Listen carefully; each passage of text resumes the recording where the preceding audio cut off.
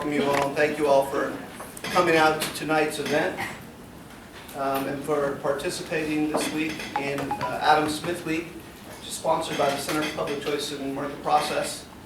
Again, for those of you who haven't had an opportunity yet to meet me, I'm Professor Peter Calcano, Professor of Economics here at the College of Charleston and Director of the Center.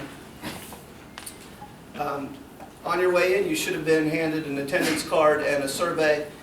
We ask that you fill both of those out. Those help us to get both a head count. They'll be returned to professors as well for sign-in sheets. And the surveys are just a good way to provide us feedback, right? Markets rely on feedback mechanisms, and just in this case, we want feedback from you on our scholars and how they've done, and our speakers and how they've done and what you've enjoyed. There's a box that you can drop them in on the way out, and we appreciate greatly you taking the time to do that. I'll draw your attention just a couple things and make you aware of. If over the course of this week anything has spurred you, interested you, and made you think, maybe economics is for me, then I'm going to encourage you to come out tomorrow at noon for our last event, which is an alumni panel on what you can do with an economics major. We've invited back 3 alumni who are in various areas, talking a little bit about what they do with an economics major. So if you're thinking about a major, if you are a major and trying to figure out what you're going to do next, then you may want to come at 12 tomorrow to 8202. There will be pizza. Right. We do want to RSVP. We want to make sure we have enough pizza, so please do that. And one last thing before I change gears here. Also on the table, you'll notice that there's copies of the Independent Review. This is published by the Independent Institute, and they were kind enough to send us complimentary copies, so please grab one. The reason they did so is because our speakers this week, both Christopher Coyne and our speaker tonight, Dr. Tabarrok, are editors of this journal. And so this one is on the future of the economy, and so again, I would encourage you to grab this, take a look, grab one on your way out. The mission of the Center for Public Choice and Market Process is to advance the economic, political, and moral foundations of a free society. And we do this in a variety of ways. Adam Smith Week in the spring, our BB&T speaker series, our reading colloquiums, and our mentoring program, Market Process Scholars. We hope that you'll learn more about us after this week, and if you've been interested, and follow us on Facebook, follow us on Twitter, look at our webpage. At this point in time, I'd like to bring up one of our market process scholars, Liz Ward, to introduce our speaker tonight.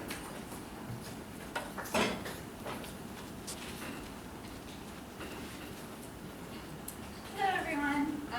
Dr. Tabarrok is Bartley J. Madden Chair in Economics at the Mercatus Center and a Professor of Economics at George Mason University. He is the editor of a number of books, including Entrepreneurial Economics, Bright Ideas from the Dismal Science, The Voluntary City, and Civil Society. Dr. Tabarrok's research includes papers in the theory of voting, political economy, and empirical law of economics. He is published in the Journal of Law of Economics, the Journal of Theoretical Politics, Public Choice, Economic Inquiry, and the Journal of Health Economics, and the American Law and Economics Review, among many others. Tonight he will answer the question, what is democracy good for? Please join me in welcoming Dr. Tabarrok.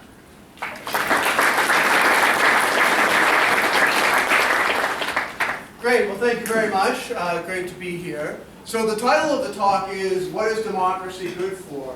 But I'm actually not going to get to that until towards the end of the talk. What I want to begin with is what democracy is not good for. So many of us have this romantic notion of democracy. We think that democracy represents the will of the voters, or the collective will, or in Rousseau's terms, the general will. What I want to do tonight is show you that this very idea is incoherent. It makes no sense at all to even speak in this kind of way. In fact, what I'm going to show you is not only does democracy not represent the will of the voters or the general will or anything like that, sometimes it doesn't even represent the will of the majority, sometimes it doesn't even represent anyone's will at all. Now, to do this, I'm not going to talk about how irrational voters are or how little voters know. I'm not going to talk about Donald Trump. I'm not going to talk about special interests or anything like that. These are all other problems with democracy. Okay? What instead I'm going to talk about is some voting paradoxes and some mathematics of voting which demonstrate these issues. Now, I'm going to begin with a kind of a paradox of voting, which actually is so common, okay? It's so familiar that you may not even realize quite how paradoxical it is. So I want to try and rediscover some of that paradox. So here's a common situation. We have three candidates for president. We have George Bush, we have Al Gore, and Ralph Nader. Now suppose that we have an election with these three candidates, and as actually occurred, suppose that Bush wins the election.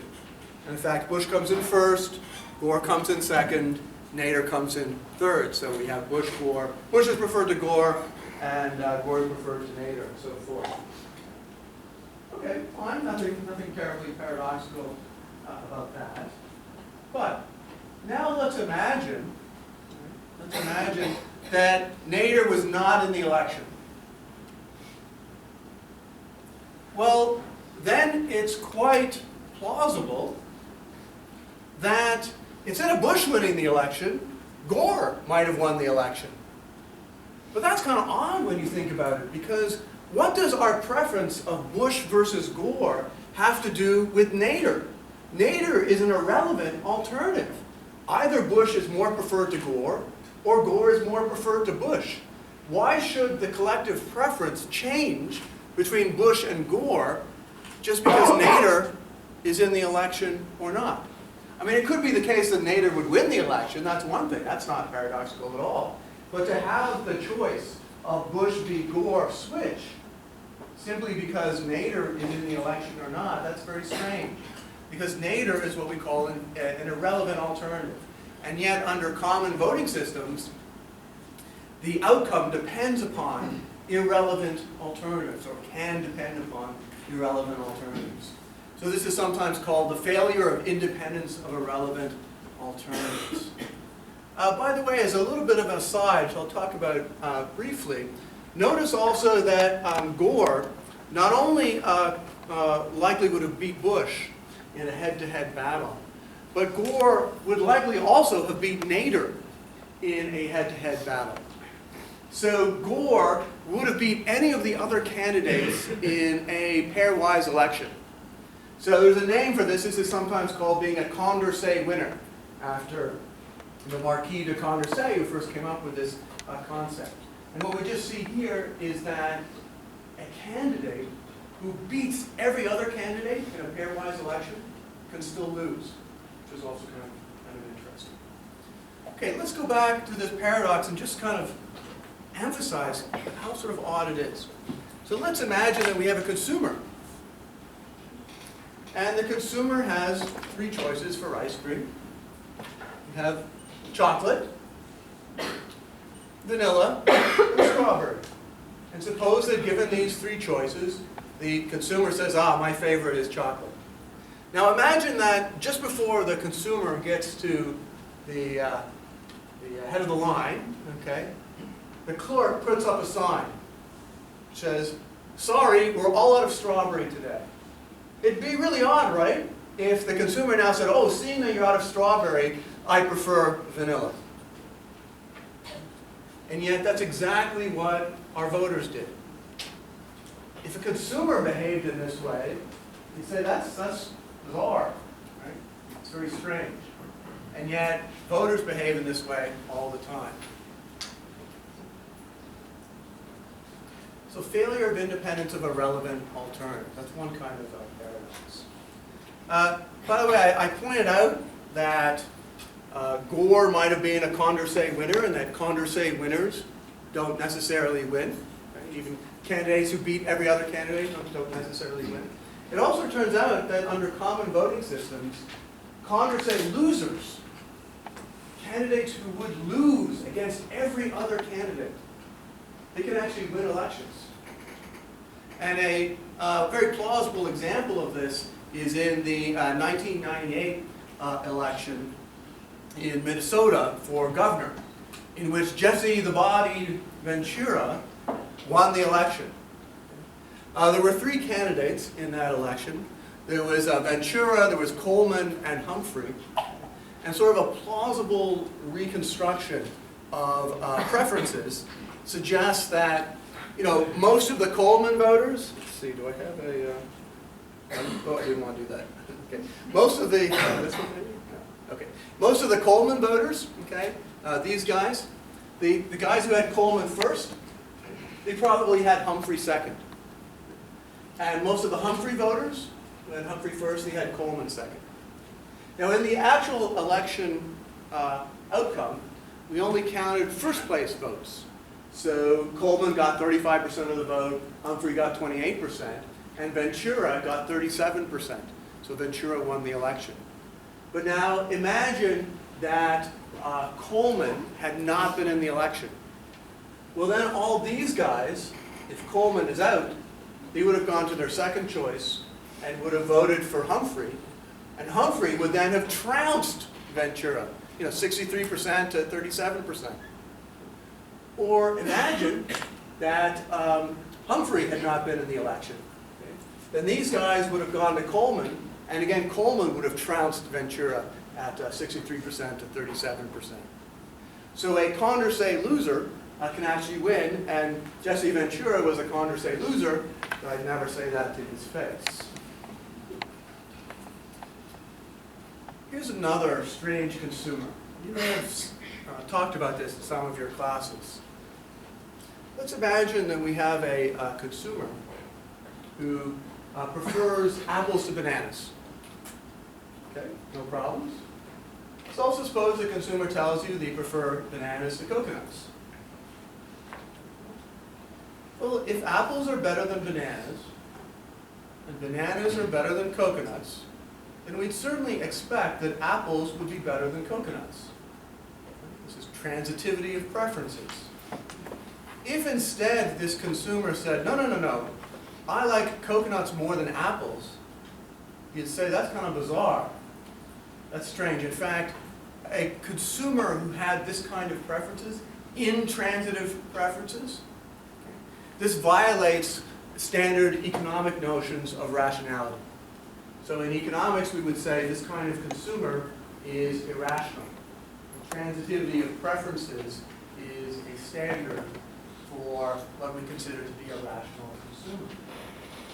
And economists don't just choose such things arbitrarily. Because it turns out that if a person has irrational preferences or has intransitive preferences like this, you can money pump them.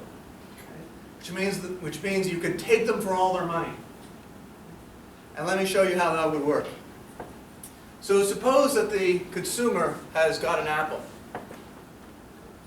Well, then you go to them with a coconut, and you say to the consumer, you like coconuts more than apples. The consumer says, yes, that is true, I do. You say, okay, well, let's make a trade. You give me the apple, and I'll give you the coconut. And since you like coconuts more than apples, give me a little bit extra, 25 cents in addition. And the consumer says, sure, that seems like a pretty good deal. I do like coconuts more than apples. So they give you the apple, and you give them the coconut, and you get 25 cents. Now they've got the coconut, and you go to them with a banana, and you say, I have this banana, and you like bananas more than coconuts. Let's make a deal. Okay, you give me the coconut, I'll give you the banana, and since you like bananas more than coconuts, give me 25 cents in addition. And the consumer says, yeah, that's true, I like bananas more than coconuts. They make the deal, you now have 50 cents. Now they've got the banana, and you go to them and you say, hey, I got this great apple. Okay, let's make a deal, let's make a trade. And they say, yeah, I like apples more than bananas, I'm willing to make that trade. And if you want an extra 25 cents, sure, why not? Okay, now you've got 75 cents, you make the trade. They now have the apple, and you go, hey, I got this great coconut. And you just keep going. So you money pump them. You take them for all their money. So that's one reason why economists think that a consumer should have transitive preferences.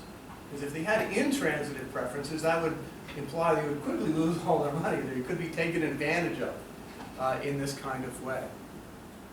And in fact, consumers do have transitive preferences.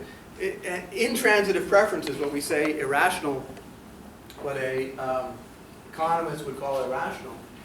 Turns out that if you go to a mental asylum and you ask people about their preferences and you measure their preferences, even people in a mental asylum have transitive preferences.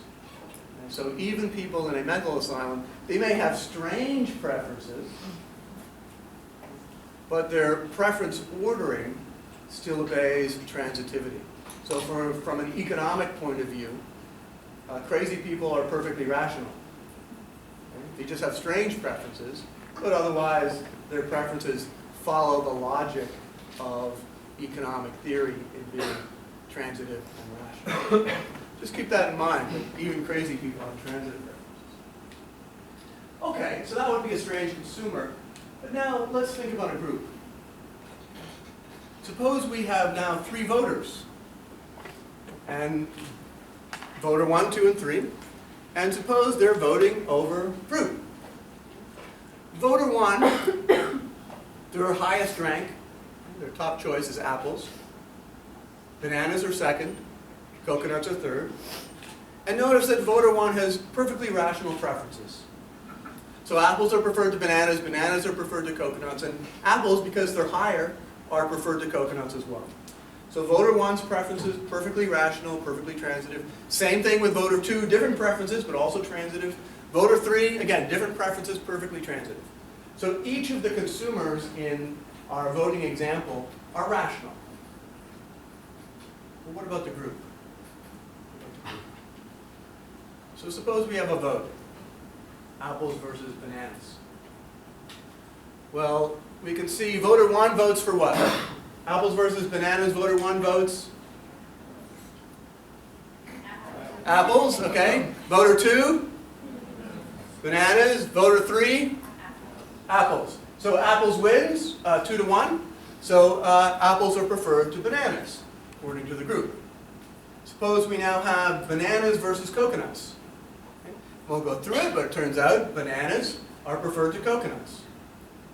So if apples are better than bananas, apples beat bananas, and bananas beat coconuts, you'd certainly expect that apples would beat coconuts. And yet when you actually run the vote, it turns out that coconuts beat apples. So voter 1 votes for apples, voter 2 votes for coconuts, voter 3 votes for coconuts. So this group has intransitive preferences. This group has preferences which, if an individual displayed this kind of behavior, we would say they're nuts. But it's perfectly possible for a group, even a group composed of perfectly rational individuals, can behave in a way and have preferences such that if an individual had those preferences, you'd say that they were crazy. Perfectly possible for groups to have preferences like that. So this is called the failure of transitivity of outcome. Failure of transitivity.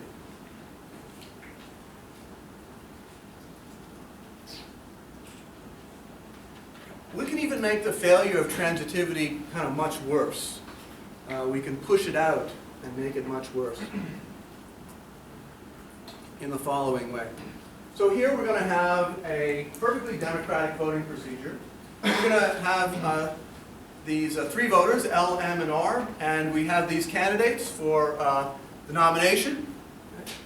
Any resemblance between these candidates and the current Republican candidates for president, purely coincidental.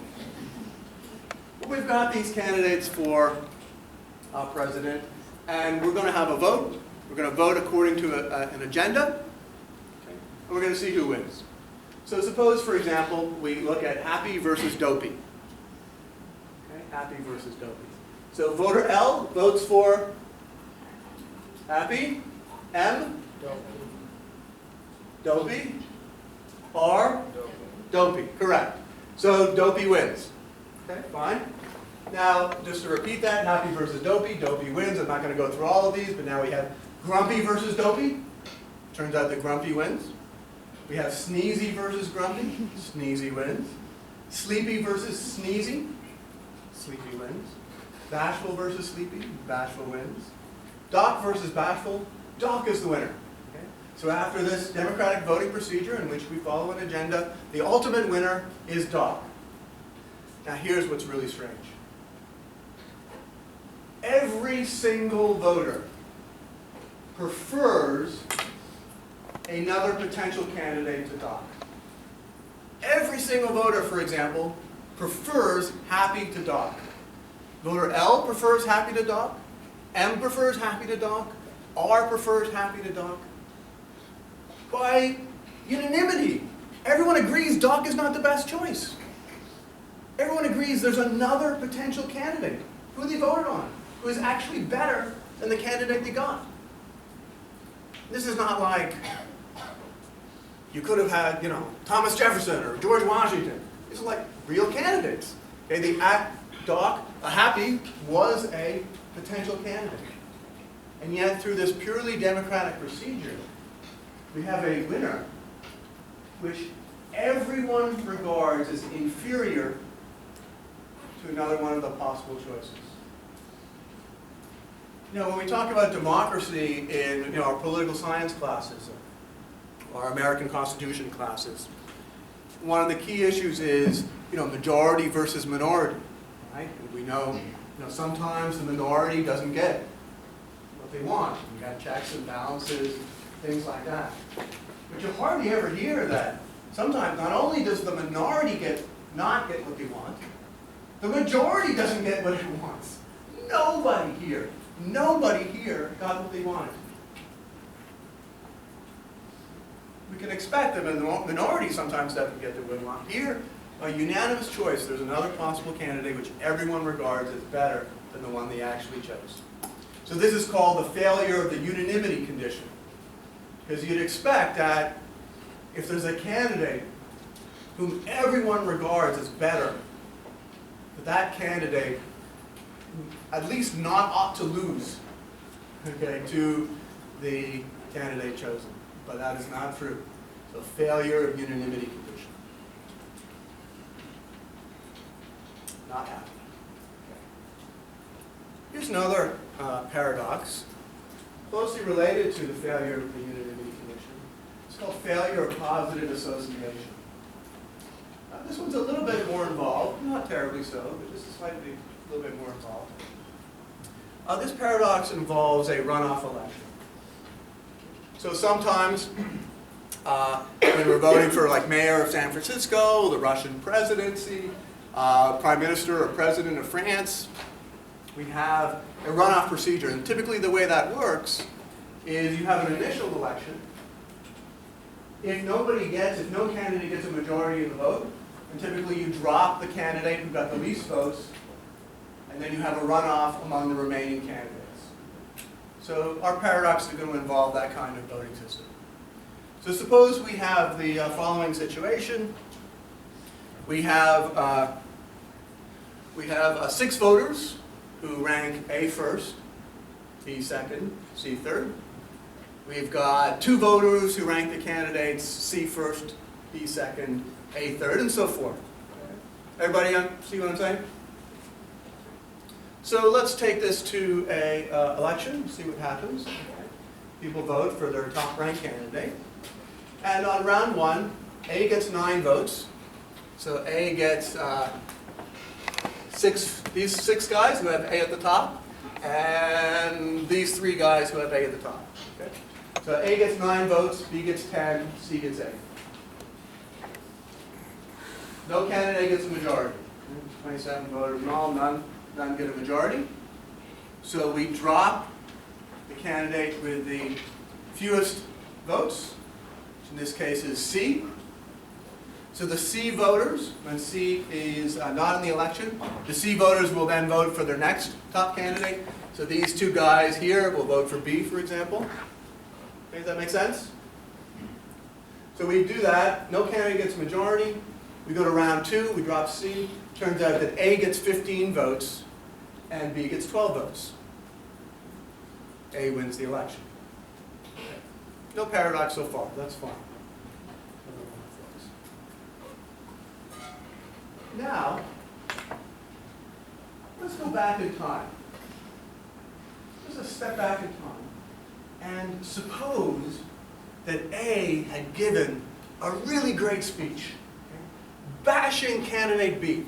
A had given this fantastic speech, and he'd really laid into candidate B, and he convinced a lot of people that he was right. Okay? In particular, suppose that candidate A, he convinces 3 voters who had B first and A second, C last.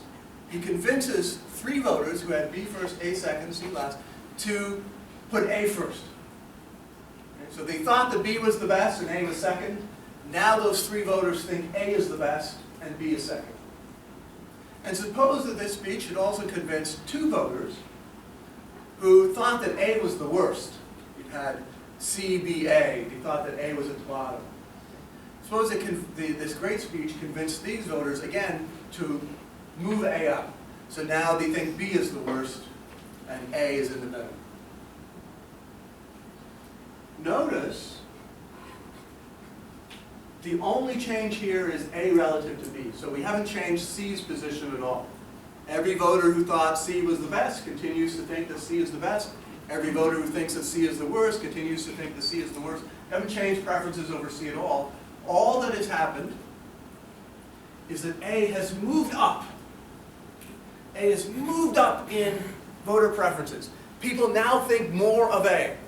They used to think A was at the bottom, and some of them now think A is in the middle. They used to think A was second, now some of them think A is the best. So A has just moved up in how voters regard candidate A. Okay.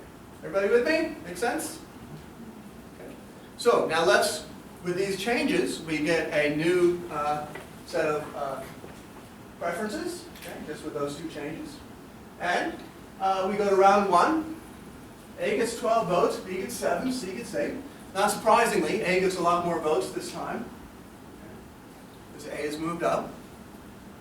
We now, no candidate still, however, gets a majority. So we drop the candidate with the fewest votes, which is now B. B, of course, moved down, so that kind of makes sense. So we're going to drop B. So A and C go to round 2, go to the runoff. In round 2, A gets 13 votes, C gets 14. In other words, C wins the election. Now just think about that. A won when fewer people thought highly of him. And A lost after more people thought he was great. So when A moved up in voter rankings, he moved down in the outcome. People thought A is good. He gave this great speech.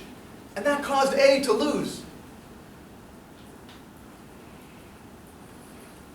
So I have to tell you, this paradox of voting holds a special place for me. Because it filled a hole in my heart. Because, you know, when I was in high school, I ran for college president. And I lost. This is tragic. But then after I discovered this paradox, I realized, it was because of that great speech that I gave. Had I not given that great speech, I would have won. So it made me feel bad. Okay. So A's great speech causes him to lose the election. Pretty amazing. A failure of positive association. Because we would hope that when you move up in the voter preferences, you ought to move up in the outcomes. But that is not always the case. Okay. Let's give a little bit of a review. So, when you think very generally about a voting system as kind of a black box, and the voting system takes as inputs these individual rankings and produces an election outcome as an output. And what we've shown so far is that the relationship between the inputs and the outputs is not at all what we have expected. So we've shown that you can move up over here in individual rankings, and you can move down over here in the outcome. We've shown that every voter can prefer A to B, and yet the outcome can be B ranked above A. We've shown that every voter can be perfectly rational and have transitive preferences, and the outcome can be intransitive, okay, irrational. Turns out that this generalizes, and this is the essence of Arrow's impossibility theorem, named after Ken Arrow, one of the greatest economists of the 20th century, who won the Nobel Prize for these ideas in 1972. So what is Arrow's theorem? Arrow's theorem says the following. It says, if individual rankings are transitive and unrestricted. So we already talked about transitive, excuse me. Unrestricted just means that we allow the individuals to rank in whatever way they want. A above B, B above A, C above B, whatever. We allow them to choose whatever ranking they want. We don't restrict how they rank a candidate. So that seems pretty natural. If individual rankings are transitive and unrestricted, and the election outcome is transitive and complete, so we require that the outcome be transitive, be rational in the way we talked about. Complete just means that we're going to require that the voting system never responds, cannot compute. Always going to give us some kind of answer. Never says, sorry, can't do that one. So if individual rankings are transitive and unrestricted, and the election outcome is transitive and complete, then the only voting system which satisfies independence of irrelevant alternatives, remember that was our first Bush-Gore-Nader paradox, the only voting system which satisfies independence of irrelevant alternatives, and the unanimity condition, which says if everyone prefers A to B, then A ought to be ranked above B. If individual rankings are transitive and unrestricted, and the election outcome is transitive and complete, then the only voting system which satisfies independence of irrelevant alternatives and the unanimity condition is a dictatorship. Or to put this slightly differently, since we don't want a dictatorship, same thing, just put it slightly differently, all democratic voting systems will fail to satisfy at least one of independence of irrelevant alternatives, the unanimity condition, or transitivity of the outcome. Assuming we keep unrestricted and complete and so forth. It's going to, at least, all voting systems will fail to satisfy at least one of those conditions. So all voting systems will sometimes result in paradoxical outcomes. So we saw examples of those earlier. Arrow's impossibility theorem says every voting system is sometimes going to have these kinds of paradoxical outcomes. Understand, it doesn't just say every voting system we've tried. It says every voting system, all the ones we've tried, all the ones we might try in the future, all possible voting systems. Future, past, present, doesn't matter. Guaranteed they will fail at least one of these conditions. All the democratic voting systems are guaranteed to fail at least one of these conditions.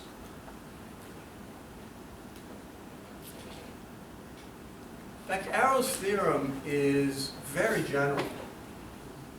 So we can think more generally about an aggregation mechanism. So we suppose that as inputs we have some rankings, we aggregate in some way, and we produce a global ranking. Imagine, for example, that we wanted to create a super search algorithm. And our super search algorithm is going to take rankings of web pages from Google, from Bing, and from Yahoo, and it's going to combine those rankings to produce a super ranking, which one would hope is going to be better, right? They combine these rankings, aggregate, and produce a super ranking. What Arrow's theorem tells us is that it's, depending upon our aggregation mechanism, it's sometimes going to be the case that that Google, Bing, and Yahoo will all say A is higher ranked than B, and our super search algorithm will say B is higher ranked than A. Or every algorithm, every ranking method here will be transitive, and the outcome will be intransitive.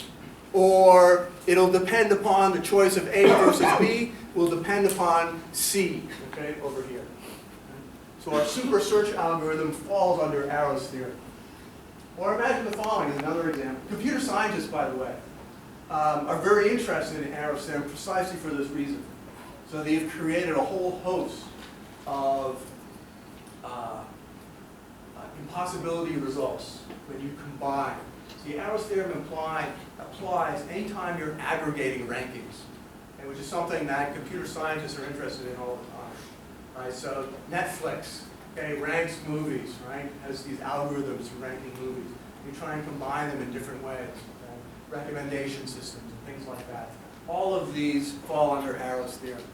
Here's another potential application. Suppose that we wanted to create a university-wide ranking of the best students. Rank all the students from the very top all the way down. And as inputs, suppose we have professors rank the students. So each professor says, I think B is the best, or D is the best, okay? And each professor ranks the students. We aggregate those. We produce a university-wide ranking. If we do that, it's sometimes going to be the case. Every professor might say A is better than B, and our university ranking will say B is better than A. And people will say, what the hell's going on here? How can every professor think A is better than B, and yet the outcome says that B is a better student than A? But that's the kind of thing, again, which will happen. Anytime we have these kind of ranking systems and aggregation mechanisms, it's going to fall under Arrow's theorem. Okay. Closely related, I'll just mention this briefly, to Arrow's theorem is the Tabarrok-Sathaway theorem. This says that all democratic voting systems can be strategically manipulated in some situations. And there's two or more alternatives. In other words, it says that all democratic voting systems, it's sometimes going to pay to lie. Not tell the truth about your preferences. So go back to what we saw some of the paradoxes before. Remember when we had the seven dwarfs paradox, right? Clearly the order in which one votes is going to make a difference. So the agenda is going to matter. How the agenda is organized is going to matter. We saw in the case of the failure of positive association that when A gives a good speech, a great speech, that can cause A to lose. Well, for the same reasons, it would then be the incentive of people who want A to win to lie.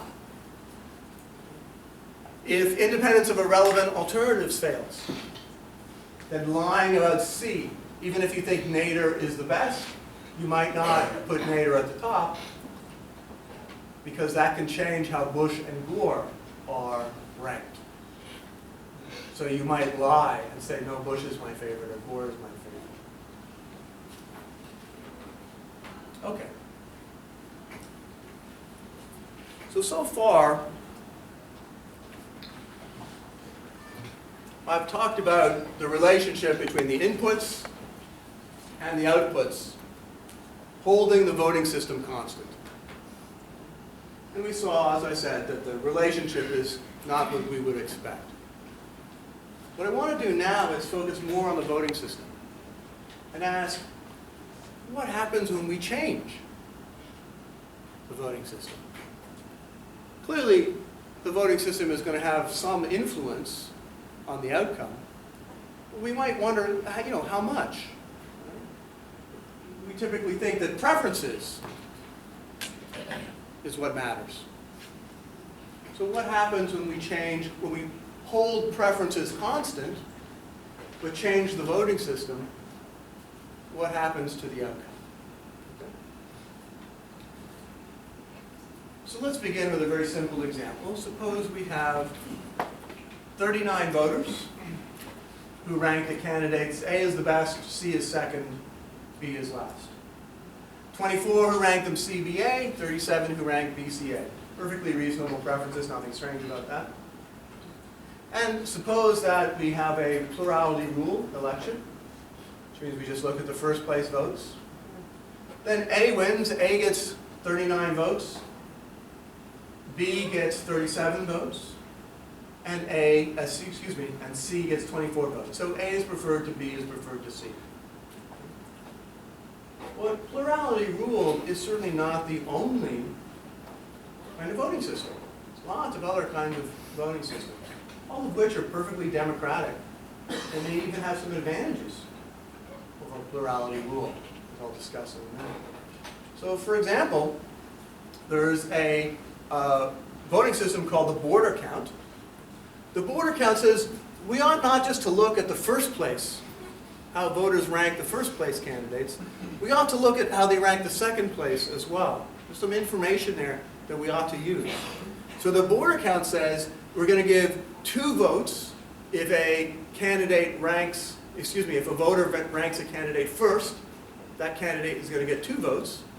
If a voter ranks a candidate second, that candidate is going to get 1 vote. And if they rank the candidate last, they get 0 votes. So 2, 1, 0. Turns out that under the border count, C wins the election. So what's the will of the voters? Is A the best? Or is A the worst? Is C the worst? Or is C the best? All depends upon the voting system. By the way, you can see here why actually one might prefer the border count. Notice that what's going on with plurality rule is A has a lot of first place votes, the most, 39, but a lot of people hate A as well. On the other hand, C, nobody loves C, okay? Only 24 people. But a lot of people think C is okay. A lot of people rank C second. So the border count, by taking into account people's second place votes, kind of looks for a consensus candidate. It kind of looks for a candidate who, even though lots of people may not love that candidate, they still get some support from those second place, from the people who place that candidate second. So you kind of looks for a consensus candidate, a candidate that fewer people hate. So that's why you might use the border count. So we've got plurality rule, ABC, border count, CBA. These are hardly the only voting systems. There's lots of other voting systems. So for example, I'll probably get the numbers a little bit wrong, but the Baseball Writers Association, which puts people into the Hall of Fame, they vote the candidates like 14, 10, and 7. Let's see, is it baseball? One of the other sports, I'm forgetting which one. When they're voting for a Hall of Fame, they use the numbers 10, 9, and 6. Okay? So we can rank. We can give points in a whole bunch of different ways. There isn't a name for this one, but the 7-1-0 system, you give the top candidate 7 votes, second ranked candidate 1 vote, the last ranked candidate 0. Who knows, right? Why not? Turns out that B wins the election. So depending upon the voting system, any of the candidates in this example can win.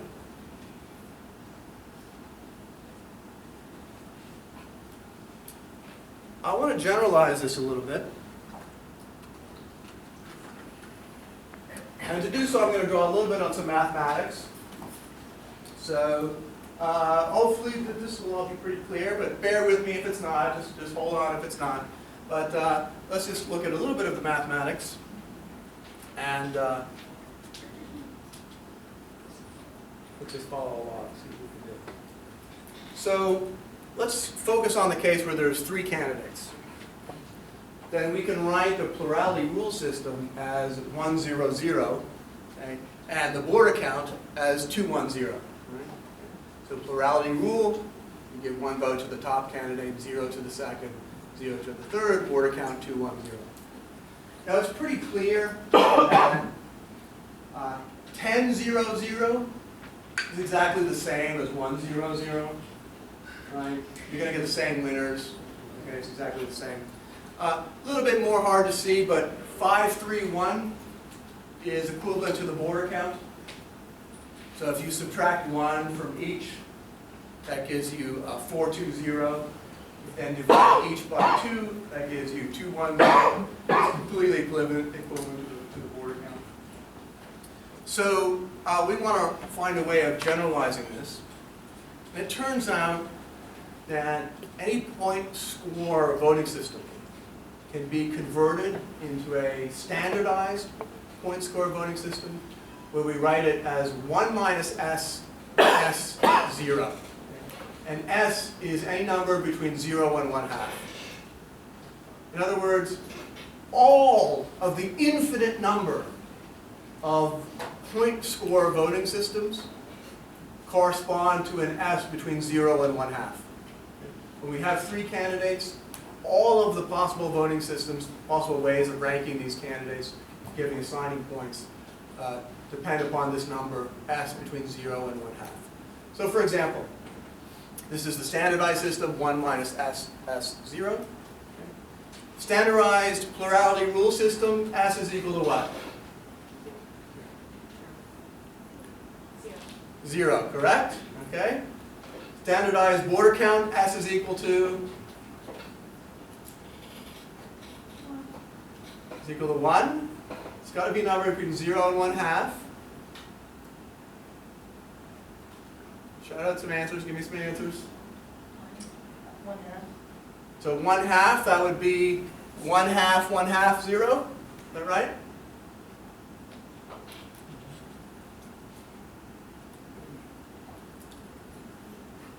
So you want something equivalent to 2, 1, 0. S is equal to, a little bit louder. A third. S is equal to 1/3. Correct. Okay. S is equal to 1/3. So that would give us 2/3, 1/3, 0. Correct. Okay. So now let's look at how a voter can rank the 3 candidates. So the 3 candidates could be ranked in any one of 6 ways. Right? ABC, CBA, BAC, and so forth. Okay. 6 possible ways. And we can put that in this matrix here. And this vote matrix can be read in 2 different ways. So if you read the row, this tells us where A gets his votes from. So A gets 1 minus S votes from the voters of type ABC, 1 minus S votes from the voters of type ACB, S votes from the voters of type CAB, and so forth.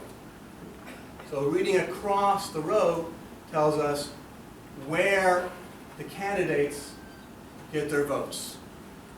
Reading down a column tells us where does a voter of type ABC, to whom do they give their votes?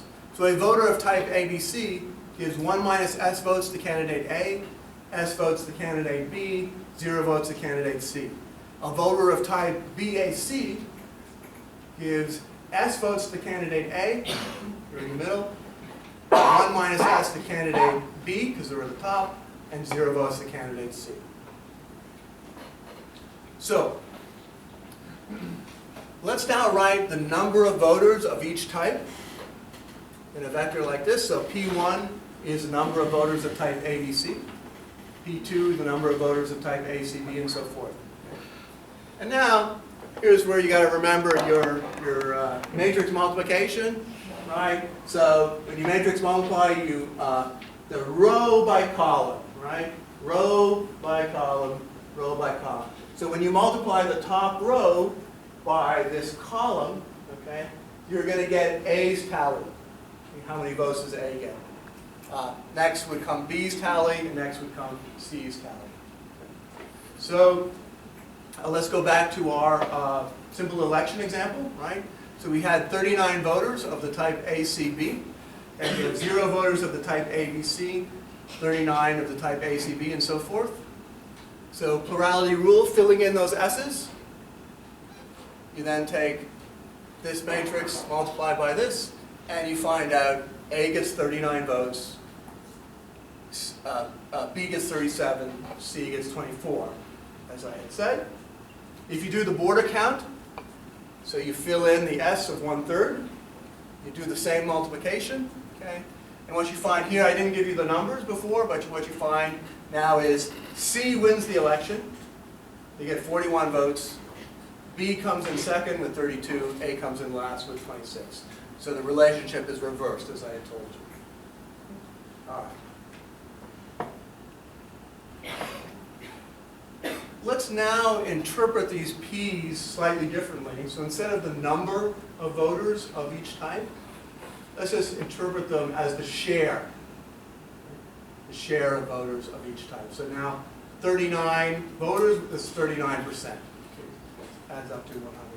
The nice thing about shares is that they add up to 100%. So in any election, if we know what share of the vote A got, and we know what share of the vote B got, we can always figure out C's share, right?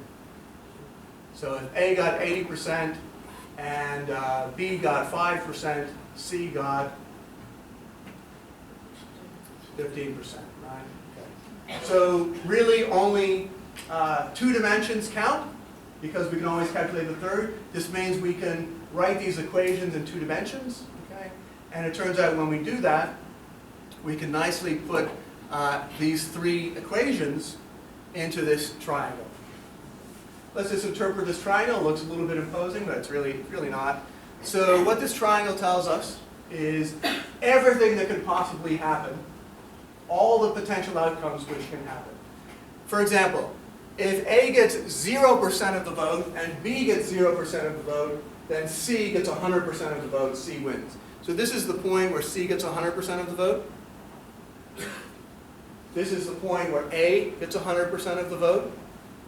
B, so as we think, B gets 100% of the vote at the top.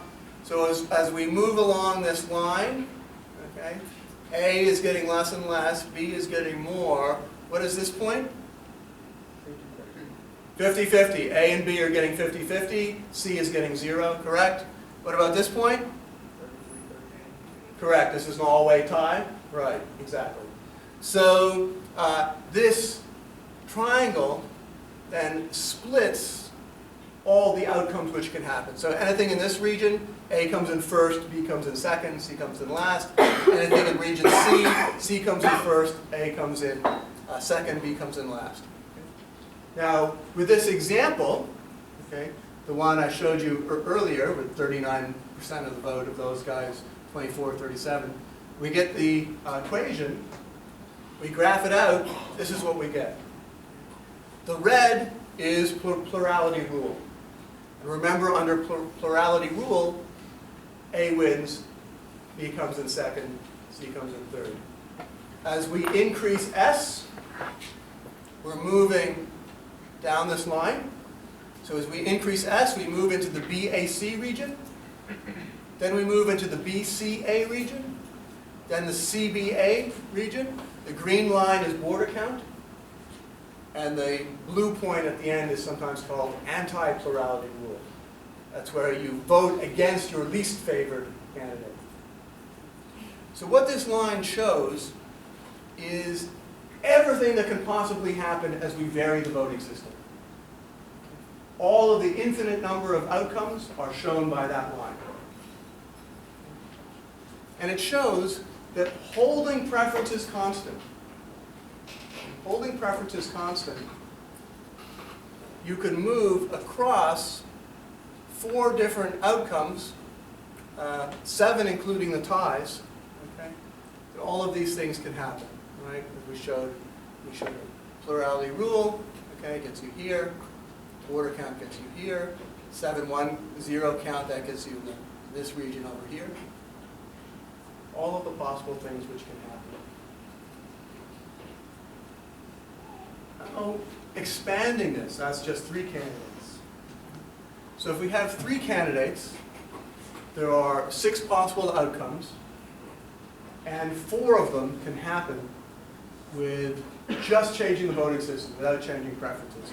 And you can see why the number 4, because can you place a straight line on this graph and cross more than 4 regions? No, you can't. Okay? That's where the number 4 is coming from. The number of regions a straight line can cross. But as you increase the number of dimensions, more and more of what can possibly happen can happen without changing preferences, just changing the voting system. So for example, if you have 3 candidates, then 4 of the possible 6 things can happen without changing preferences, or 66% of the total things which can happen just by changing the voting system.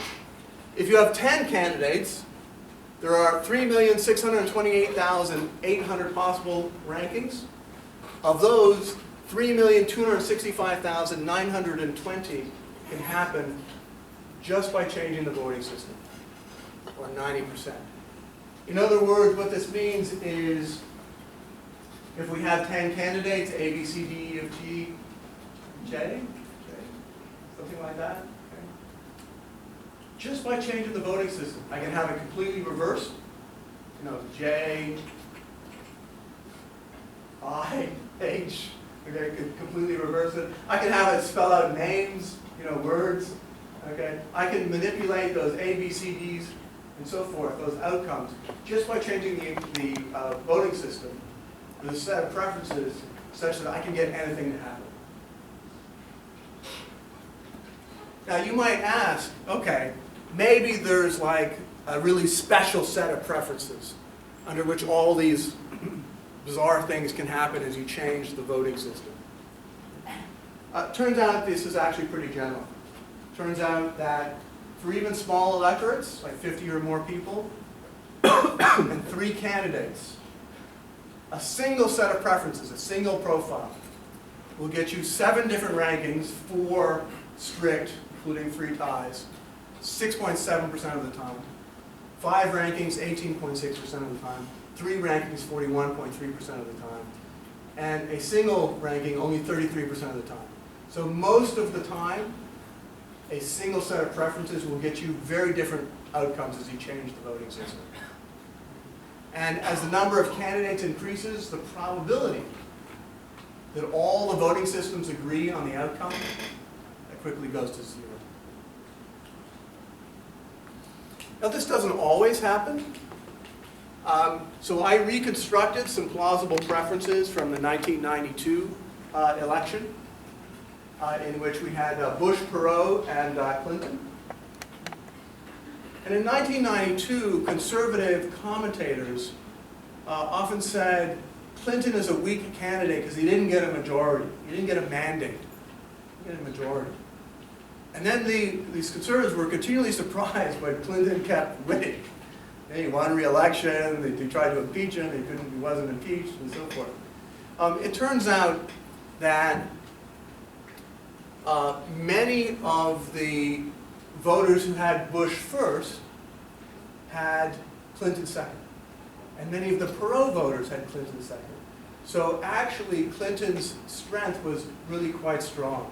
And in fact, in the case of Clinton, as you change the voting system, he still would have won.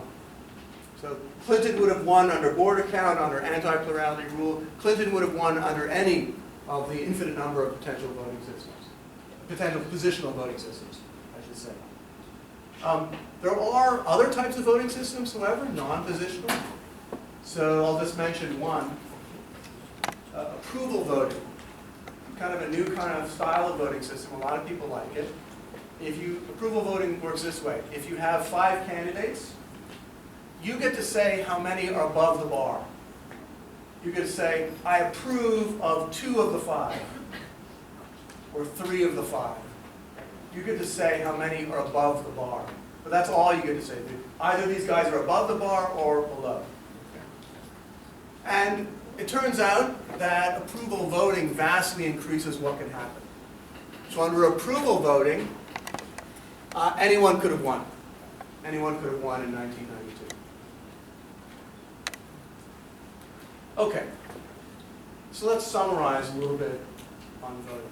What we've learned. First, group choice is not at all like individual choice. Groups are always going to choose in ways that would appear to be irrational if they were chosen by an individual. Now, in one sense, this is sort of obvious in the sense that we always knew that groups don't really have preferences, right? Any more than groups smile. But what Arrow's theorem shows is that you can't even understand groups as if they had preferences. You can't even model groups as if they had a preference. Or to put it differently, the only set of preferences which makes sense of group choice are the preferences of a madman, a crazy person. We've also learned that the voting system determines the outcome of an election at least as much as do preferences. For both of these reasons, voting does not represent the will of the voters. That just idea is incoherent. The idea of a group will is incoherent. Okay. So having said all of this, what's democracy good for? What's democracy good for? I think there are some answers. So the Nobel Prize winning economist, Amartya Sen, has argued that no famine has ever occurred in the history of the world in a functioning democracy. Now, you can argue about this. What exactly do you mean by a famine? If one person starves, is that a famine? What about if two people starve? What counts? What counts as a democracy? If men have the vote and women don't, is that a democracy? And, so there's all kinds of edge issues. But basically, Sen is correct. Famines don't occur in democracies. And the reason is pretty simple. Democracies have to win elections and face public criticism and have strong incentives to undertake measures to avert famines and other catastrophes. That is, if you're starving, you're not going to vote for the government in power. You're going to vote for the opposition. And that creates some incentive to avert these famines. And famines have been pretty common. So in China, during the 1950s, some 40 million people starved to death because of Mao's government. 40 million of their own citizens starved to death. In the Soviet Union, under Stalin's rule, millions of people in the Ukraine were purposefully starved. That's why the whole Russia-Ukraine thing, which is going on now, has deep historical roots. Because under Stalin, the Ukrainians were starved to death on purpose to eliminate opposition to Stalin's regime. So these current events have these historical underlying factors. That kind of thing does not happen in a democracy. Closely related to this, this theory has actually been nicely tested in a paper by Besley and Burgess. They look at India. So in India, much like as in the United States, it's a federalist system. So the states have quite strong rules. In some of the states, there's a competitive elections. In other states, the elections are not so competitive. There's a ruling party which keeps getting in. In some states, there's a lot of newspapers, a lot of free press. In other states, not so much. And what Besley and Burgess find is that in states where you have a free press and you've got competitive elections, when there is a flood or a crisis, the government responds much more quickly in those states than in states where you don't have a free press and you have less competitive elections. This is interesting because what this points out is there's actually nothing special about democracies. If you don't have a free press, you don't have competitive elections, then democratic rulers can ignore terrible events just as easily as can dictators. It's the incentives which matter. You've got to have the right institutions so that democratic leaders are worried about losing their job. And that's when they respond. So democratic leaders can be as indifferent to human suffering as totalitarian leaders. It's only when they are subject to competitive elections where they might lose their job that democratic leaders actually pay attention to the people. Nevertheless, when that happens, it's very important. It's also the case that democracy is by and large pretty consistent with economic freedom and high standards of living. So on this graph we have economic freedom, one measure of economic freedom along the horizontal axis. We have the standard of living on the vertical axis. And you can see most of the democracies are up here in the top corner. Pretty good economic freedom, pretty good standard of living. Maybe not the highest possible, like Singapore is up there. I count Singapore as a democracy, actually. Not everyone would, but I would count Singapore as a democracy. Okay. The non-democracies have neither economic freedom nor a high standard of living. You see that more economic freedom gets to a higher standard of living. It's also consistent with being a democracy. You know, I spent a lot of my time as a public choice scholar criticizing democracies. We certainly know that the policies under democracies are often not the best. They're often not optimal. But in the really big picture, democracies compared to other types of government are not the worst, and maybe more on the better side.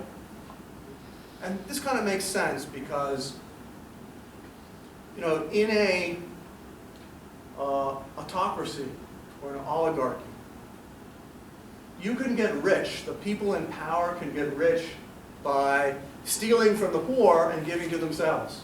If there's a lot of poor people, you can get rich by taking from the poor, and a lot of them, even if you're just taking a little bit, but there's a lot of them, and you're giving to just a tiny fraction, small number of people. You can get rich by taking from a large group and giving to a very small group. But in a democracy, how can the majority get rich? You can't really get rich by taking from the minority and giving to the majority. There's just too many. The majority is too many. Even if you took everything from the minority, you wouldn't get very much. Really, in a democracy, the only way the majority can get rich is through economic growth. So for that reason, there's at least some incentive to take into account the conditions required for economic growth in a democracy. Not as much as we might like, but there's at least some incentive there. Okay, so what's democracies good for? Well, democracies don't kill their own citizens or let them starve. Again, in the 20th century, many governments killed their own citizens. Not just let them starve, many governments actively killed their own citizens. Now that's a pretty low bar. Democracies don't kill their own citizens or let them starve. Like, that's kind of a low bar, right? The least one would expect from a government is it doesn't kill its own citizens or let them starve. But many governments, they don't make that bar. So even though it's a pretty low standard, it's a pretty important one that democracies make. More generally, democracies tend to avoid some very bad possibilities. So they kind of limit the worst that can happen. And since the worst that can happen often does happen under other forms of government, that's not bad. It's not bad at all. And really what matters here is the threat of throwing politicians out of office. That's a constraint on what can happen in a democracy. So my view of democracy is to think of it not as a way of making choices. As we saw, that has all kinds of problems. It's not a great way of representing the will of the voters or something like that. There are all kinds of issues. That doesn't make sense. What I think about as the reason for a democracy is that it's a limit on government. Like checks and balances. Like federalism. Like a Bill of Rights. These are all ways of limiting government. And democracy can be seen as part of that whole check and balance system, as limiting some of the worst things that government can do. And since governments often do some of the worst things, that's pretty important to have that limitation.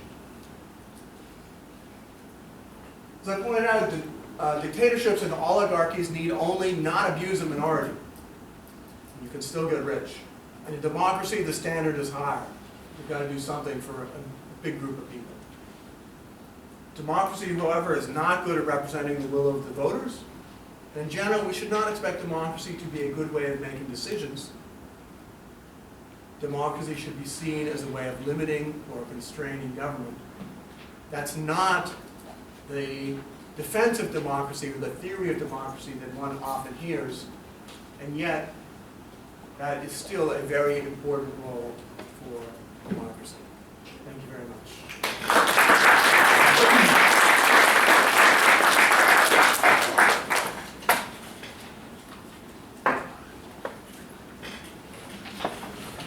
So we've got maybe a minute.